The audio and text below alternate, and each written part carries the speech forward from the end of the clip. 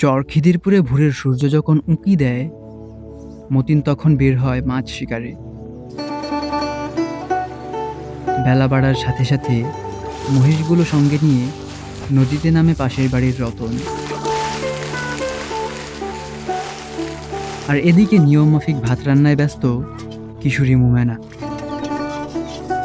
এই হচ্ছে চরখিদিরপুরের রোজকার চেনা দৃশ্য।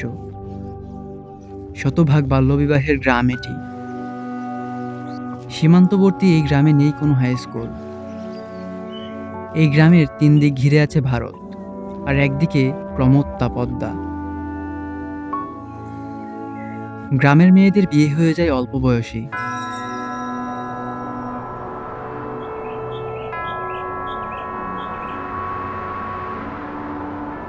আর ছেলেরা হয় গরুর রাখাল। চরখিদিরপুরের জীবনের গল্প বাল্যবিবাহ ও নিরক্ষরতার মধ্য দিয়ে চলতে পারত দিনের পর দিন, যদি না থাকতো রেজিনা ম্যাডামদের মতো কিছু মানুষ, যার প্রতিদিনের রুটিন রাজশাহী শহর থেকে পদ্মা পেরিয়ে দূরের এই চরে যাওয়া।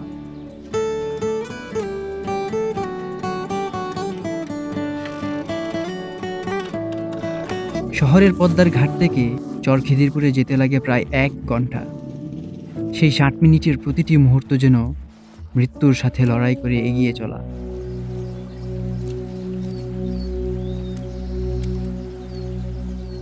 রেজিনা খাতুন, নাসরিন খাতুন, মিঠুন আলী সর্দার, রিপন আলী ও মাসুম রানীরা লাইফ জ্যাকেট পরে নিজেদের প্রস্তুত করে নেয় প্রতিদিন।